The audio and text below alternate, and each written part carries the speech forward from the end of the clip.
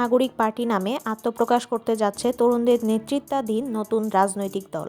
জুলাই গণঅভ্যুত্থানের শহীদ পরিবার ও আহত ব্যক্তিরা মার্চ থেকেই ভাতা পাবেন বলে জানিয়েছেন প্রধান উপদেষ্টার প্রেস সচিব শফিকুল আলম।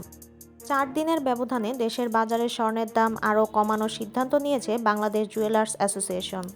এখনও ফ্যাসিস্টের দোসররা চক্রান্তে লিপ্ত রয়েছে একথা জানিয়ে বিএনপি চেয়ারপারসন বেগম খালেদা জিয়া বলেছেন, গণতান্ত্রিক বাংলাদেশ বিনির্মাণে একযোগে কাজ করতে হবে।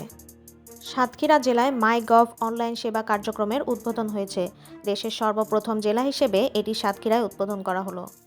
নির্বাচন নিয়ে ভ্রুমজাল সৃষ্টির চেষ্টা চলছে বলে অভিযোগ করেছেন বিএনপি ভারপ্রাপ্ত চেয়ারম্যান তারেক রহমান। 5 বছর পর বিদেশি পর্যটকদের জন্য সীমান্ত খুলল উত্তর কোরিয়া।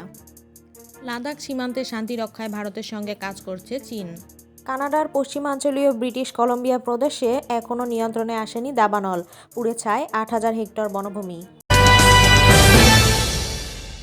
বৃষ্টির কারণে পরিত্যক্ত বাংলাদেশ পাকিস্তান ক্রিকেট ম্যাচ। সংযুক্ত আরব আমিরাতের বিপক্ষে হারের হতাশা থাকলেও নতুন দলকে নিরুৎসাহিত করতে চান না কোচ ও নীতি নির্ধারকেরা। পিটার বাটলার জানান, ভালো ফুটবল খেলছে তার শিষ্যরা। আপনারা এতক্ষণ শুনছিলেন আজকের শীর্ষ সংবাদ।